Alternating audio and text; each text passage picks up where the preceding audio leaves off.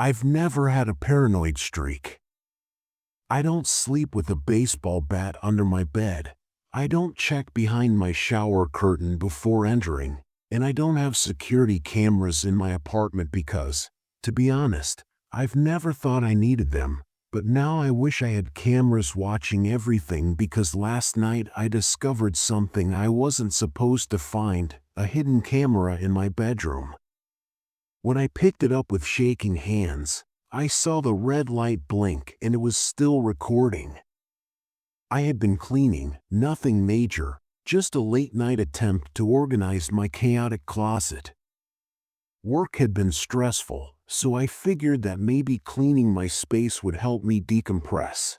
But tonight I noticed something strange. Next to my bed had a loose panel on the back. I hadn't paid much attention to it before, assuming it was just poorly assembled, cheap furniture that wasn't put together correctly. To my astonishment, when I pushed it with my fingertips along the edge, it moved, not just slightly, and burst open, revealing itself securely nestled within the concealed gap was a small black device that I initially thought was some sort of charger or adapter that I had forgotten about. But when I took it out and turned it over in my hands, my stomach twisted, and I saw that it was a camera.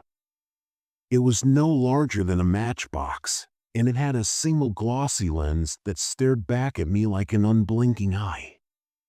I felt my pulse pounding in my ears as I turned it over, looking for a label or brand, but all I could see was a smooth black surface with one small detail, a small red light that was blinking. I almost dropped it. I sat on the edge of my bed and stared at the camera, my mind racing, trying to figure out how long it had been there, who had placed it, and what the hell had they been watching. The only person who should have had access to my flat was myself, so how in the world did this happen? I live alone, have no roommates, partner, or landlord who shows up unexpectedly. I had to examine my bedroom, closet, vents, smoke alarm, nightstand, and any other area that may conceal a camera since I got up so quickly that my eyesight became blurry. I went through my belongings like a crazy person, pushing furniture away from the walls and pulling out drawers. Nothing helped, though, because one camera was bad enough, and worse, I had no idea who had placed it there. I made myself sit down again, my mind racing, wondering what to do, call the police, perhaps, but what if they didn't take it seriously? What if they asked me how long it had been there? I had to admit that I didn't know I needed answers first.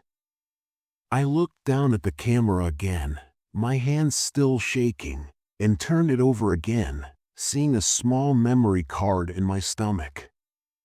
I felt violated by the twisted videos of me sleeping, changing, and living in what should have been my private place. I wanted to crush it, toss it in the garbage, and burn it, but I had to first know what was on it, so I perched on the side of my bed and gripped the little black camera. My hands shook as I took the little memory card out of the slot. It was too small, and something about handling it made my skin crawl.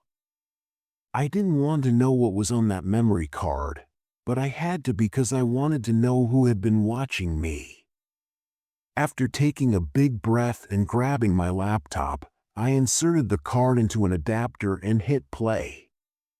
At first, the film was only of my bedroom, with the camera pointed toward my bed to capture almost the whole space. The first few files were time-lapse. Videos of me sleeping, turning over, and sometimes moving in bed made my stomach flip.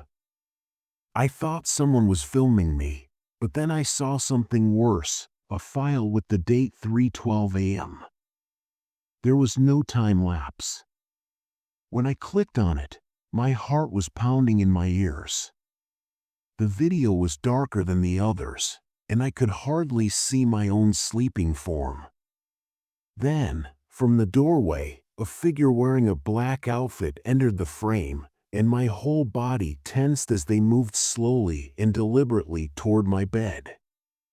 My stomach twisted into knots as I clamped a hand over my mouth.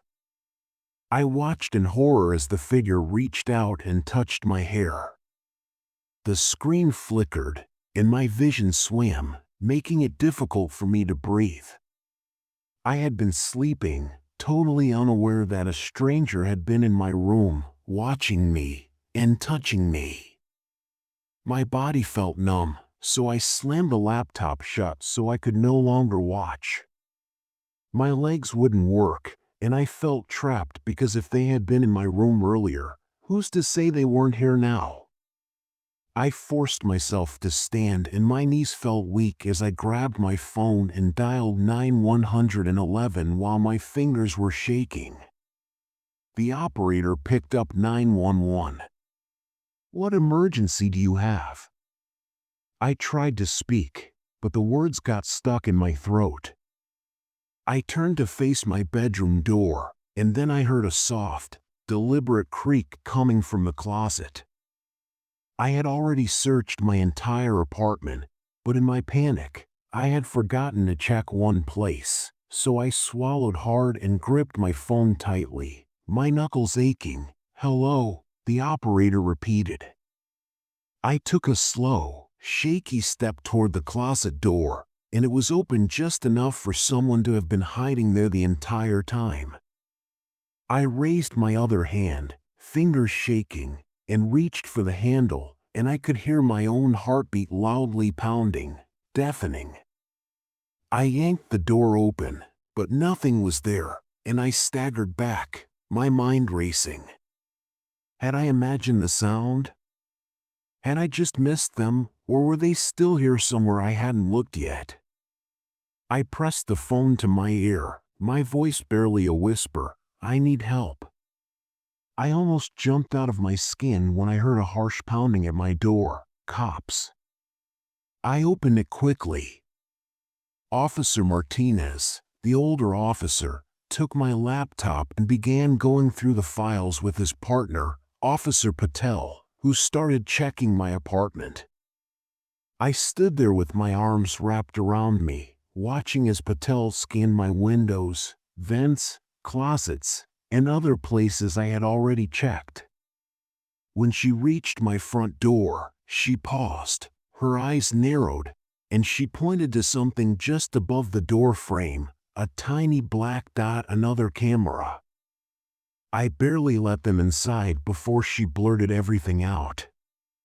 Martinez got up from my laptop. "We need to study this tape, but given what I've seen so far, you should leave this apartment right now." I didn't dispute. I packed my suitcase and left an hour later, and the days that followed were a fog. I stayed at a friend's place while the police investigated. They found 4 more cameras hidden throughout my apartment, one in the smoke detector, one inside a vent, another inside a power outlet. Whoever had been watching me had done this before, but the worst part, they never found him. The locks hadn't been tampered with. There were no signs of forced entry. Whoever had been inside my apartment had a key, and even though the police checked every camera's recording, every file on that memory card, they never caught his face. He always stayed in the shadows watching, waiting, and just like that he was gone. I never went back to that apartment. I moved across the city, started fresh in a new place. This time I picked an upper floor unit in a building with secure entry. I installed my own locks, put up security cameras that I checked every morning. For a while I thought I was safe. Then last week I got a call from the detective assigned to my case. We traced where the cameras were transmitting. He said. My stomach tightened, and a pause, then his next words changed everything. The signal was coming from inside the building. I gripped the phone, my breath catching in my throat. Not from some distant location, not from another city, from inside the same apartment complex a few floors down. I felt like my skin was burning. The police were moving in on the suspect. They wouldn't tell me who he was yet, but I knew one thing for sure: this wasn't over, because for months I had lived just a few floors above the person who had been watching me, and if I hadn't found that first hidden camera, I never would have.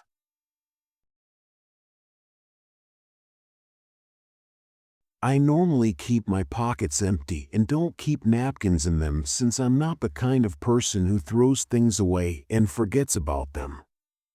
As I reached into my jacket that night and felt the crumpled paper, I paused, pulled it out, and slowly unfolded it, my brow furrowing as I smoothed it against my palm. It was a napkin stained with ink.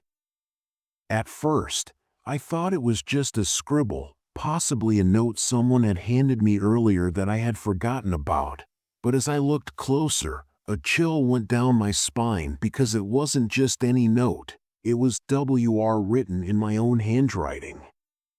"Could you please help me?" The writing was jagged, clumsy, and seemingly desperate, and the ink was smeared where my hand had been trembling while I wrote it. I just gazed at it. My pulse is racing since I can't remember writing this or ever touching this napkin, but the handwriting was mine. I flipped the napkin over in the hopes of finding additional information, like a date or a name, but all I could find were those 3 words. "Could you possibly assist me?" My pulse was pounding, so I forced myself to swallow. I sat at my kitchen table, staring at the napkin, my hands shaking a little as I traced the ink with my fingers, which was smudged and slightly faded, as if it had been held too tightly in a sweaty palm. I felt dizzy, as if I were trying to remember a dream that was just out of reach, and no matter how hard I tried, I couldn't remember writing it. That was the thing that frightened me the most. My days follow the same routine: work, home, supper, and bed. I don't forget things or lose track of time. I never go to bars, but I do occasionally get coffee on the way to work. It's possible that I was half asleep when I scribbled something and stuffed it into my pocket without remembering. I don't drink enough to forget things, and I don't take anything that would interfere with my memory, so how in the world did this napkin end up in my pocket? I exhaled slowly, forcing myself to think rationally. I opened my bank app and looked over my transactions. My most recent purchases were standard groceries, a gas station, and an internet order I ordered a few days ago. I didn't buy anything from a coffee shop or someplace that would make me feel drowsy. My gut nodded, so I looked at my call record. There were no odd numbers or missed calls, just the standard business contacts and a few texts from my sister. Then I looked at my messages. Nothing, no strange messages, no assistance requests, no hints. I inhaled deeply. Perhaps I was exaggerating. Perhaps I had written the note days earlier and just hadn't realized it until now. But deep down I knew that wasn't the case. The napkin felt fresh, the ink wasn't faded, the paper was still crisp despite being crumpled, and worse, I knew my own handwriting was hurried, frantic, the letters uneven, slightly slanted, desperate. It didn't look like something I had written out of fear. I needed to continue looking. I then scrolled through my camera roll, expecting to find nothing but my usual routine screenshots, random images, and a few memes saved from group chats. At first, everything appeared normal, but then I stopped when I noticed a blurry picture I couldn't remember taking. I zoomed in to try to identify anything, like a store or a sign that would have told me where I had been, but it wasn't my street. It was taken at night, and the dim yellow glow from the street lights in the distance barely illuminated the cracked pavement. Then, my stomach dropped when I noticed a hand that wasn't mine in the bottom corner of the picture, almost out of frame, and a sickening chill ran through me. I verified that it was taken at 1:47 a.m. yesterday night. I have no recollection of leaving my apartment yesterday night, taking this picture, or anything else. As I browsed through my phone in search of further photos or any information that might reveal where I had gone, my heart pounded in my ears. Just that one picture. I looked at my phone's recent locations, but the GPS history showed that I hadn't been anywhere for the previous 24 hours, as if my phone didn't want me to know that I had gotten up too quickly and that my chair was scratching the tile. I must be going crazy. Squeezing my phone in one hand and the napkin in the other, I paced my apartment and forced myself to think about going back last night. I had gone to bed around midnight, and I remembered that I had set my alarm and that everything was normal until suddenly there was a blank space in my memory, as if someone had taken a pair of scissors and cut out the missing time. I felt lightheaded. My breathing came in short, shallow bursts, and then my phone vibrated and sent a text from an unknown number you shouldn't have looked. I gripped my phone, rereading the message. You shouldn't have looked a second later. It was better when you didn't know I dropped the napkin. Someone was watching me. Someone knew I was trying to figure this out. And worst of all, someone knew what I did even though I didn't. I stared at the screen, my fingers frozen, and a lump formed in my throat as a second message arrived. This wasn't just paranoia, though. I compelled myself to move, locking my front door and double-checking the deadbolt. I checked all of my windows, even the little one in my bathroom, which was locked. I wanted to keep my composure, but my thoughts were racing. What if they were outside, watching me right now? I paused before checking the peephole, but the hallway was empty, so I returned my focus to my phone. As I studied the computer and wrote out a response, my fingers shook. Who is this? The typing bubble emerged, vanished, and then reappeared with my heart racing. I clenched my hands as I tried to remember, and then a flicker of the smell of damp concrete street lights passing overhead footsteps, my own moving quickly, and then a voice not mine, someone else's low urgent. I sucked in a sharp breath, my eyes snapping open. I held my breath as a new message appeared. You asked for help. My stomach twisted, so I typed, but got no response. I then scrolled back up to the photo I had found on my phone, which showed a dark street with blurred street lights and that hand in the corner. Had I been trying to leave myself evidence? The night air hit me like a slap. The streets were too quiet, and I checked my phone for the photo's timestamp 147A.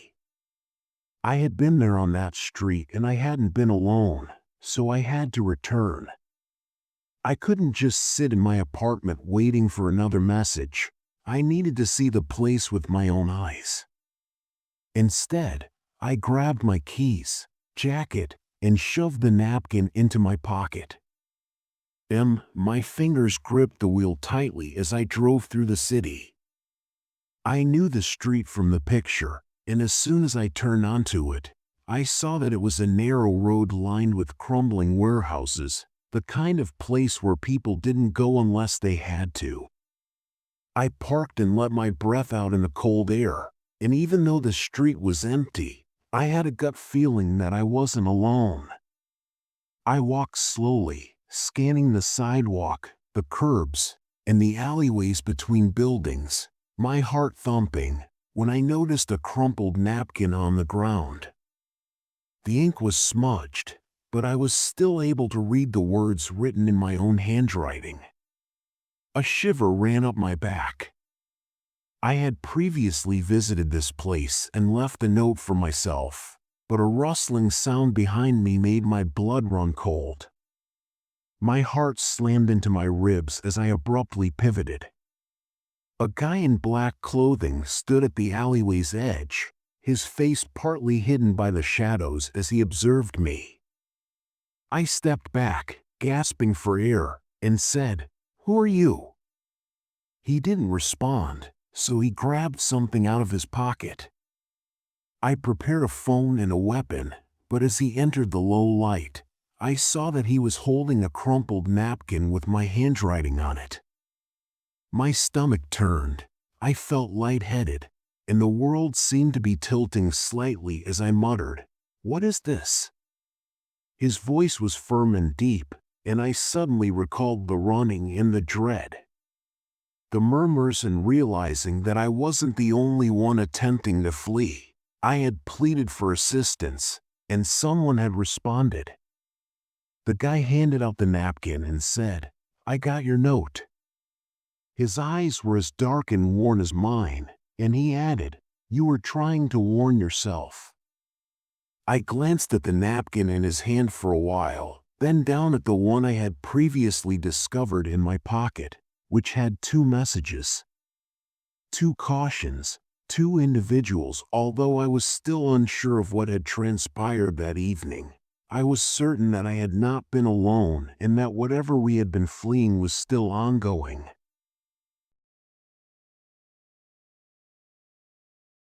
The date was September 6th.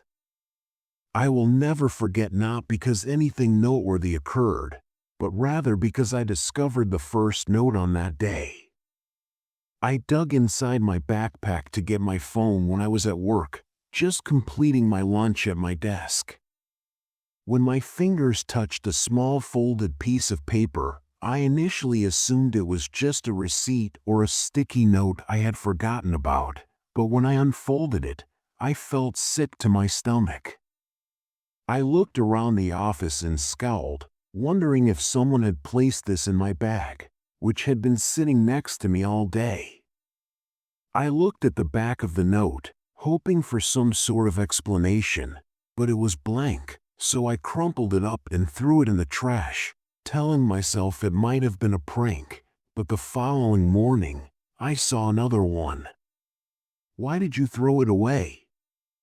Whoever was leaving these notes was watching me. I emptied my suitcase in an attempt to find anything else, but the more I thought about it, the worse it became.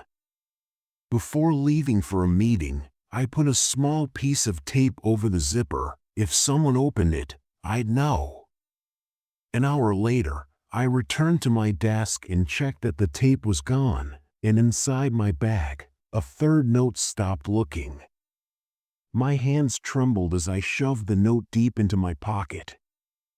I wondered who could have done this, a coworker or someone on the bus.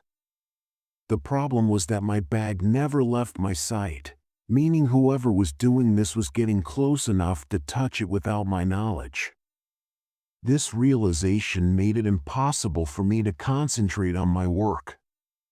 The person who targeted me and got close enough to touch my bag didn't want me to find them, so this wasn't a prank. I felt like my skin was too tight the rest of the day, and every sound in the office felt sharper, every cough, every chair scraping the floor, every voice too near my desk. My mind was racing about how I had been careful and kept my bag zipped close to me at all times. The only time I left it unattended was during that meeting, but it was in my locked office, and when I returned, the note was inside, indicating that whoever was doing this had access to my office. Whoever was doing this was near me, possibly even watching me right now. I forced myself to act normally, with no sudden movements and no panicked glances over my shoulder if they wanted me scared. I left work early because I couldn't stand to sit at my desk any longer. When I got home, I threw my bag on my bed and began going through every pocket, zipper, and lining. Then, I discovered something at the bottom of my bag, hidden under my wallet, which I hadn't noticed before. A fourth note, which I unfolded with shaking hands, asked, "Why are you ignoring me?" I texted Matt, "I need to ask you something," and he replied, Do you remember anyone touching my bag today, Matt? Huh? What do you mean, me just telling me at work? Did anyone get close to it? A few minutes went by before you replied, Matt, but I didn't understand why I hesitated. I didn't want to explain over text, so I'll tell you in person, Matt. Yes, you were all right with me. I don't remember that night, but I checked my apartment door twice before turning in for the night. I also made sure I could hear if someone tried to touch my bag by keeping it zipped up and placed it on the nightstand next to me. I spent hours staring at the ceiling, my heart racing, waiting for something, and when I finally felt exhausted, I checked my bag first thing in the morning. Before I even opened it, I knew what I would see. I took out another letter, dread rising in my gut, and I felt a sudden cold. Don't tell him. They were advising me not to threaten me because they were aware of Matt and knew I was going to speak with him. My hands shook as I shoved the note deep into my pocket. This wasn't just someone messing with me anymore. This was something else, something worse, and whoever they were, they weren't done yet. I sat frozen on my bed, gripping the latest note so tightly the paper crumpled in my hand. Don't tell him. They knew whoever was doing this, whoever had been slipping notes into my bag, they knew I had talked to Matt. And that meant one thing: they were watching me. I didn't go to work that day. Instead, I sat in my apartment, blinds shut, bag zipped tight, thinking I had to be careful now. If they knew about Matt, they could no more. Had they been watching for days, weeks longer? I grabbed my phone and checked my call history, my messages, even my search history, looking for any sign that my phone had been compromised. Nothing, but that didn't mean I was safe. I needed to be sure. That afternoon, I stuffed my bag with random junk, old receipts, loose change, a pack of gum, anything except what I usually carried then. Before